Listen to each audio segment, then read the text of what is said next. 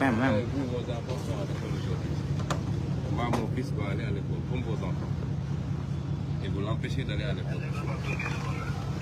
Sur quelle base? À tous les Sénégalais souvent qui disent oui, les fils de Sonko ne vont pas dans les manifestations.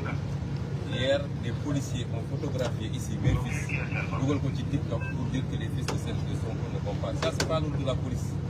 On expose ma famille. Et c'est pas méchant, parce que moi, ma famille, elle a fait le choix comme moi. Je dis à tous les Sénégalais, ce que ma famille vit, amul benn famille bu koy vivre. Ñu ngi leen di saaga, ñu ngi leen di góor, ñu ngi leen di tere dem jàngi. Mon épouse a eu du mal à sortir ce matin pour aller au travail. Donc, quand les gens parlent de sacrifice, il n'y a pas de famille qui subit plus de sacrifices au Sénégal que la famille de Ousmane Sonko. Et aujourd'hui, vous tous seen i doom ñu ngi école di jàng. Macky Sall doomam lekk na xaalis réew mi ba tool ni mu toll mi ngi wër di dox soxla. Mais vous, on vous dit le fils de Sonko ne doit pas aller à l'école. Donc fan ngeen ko def.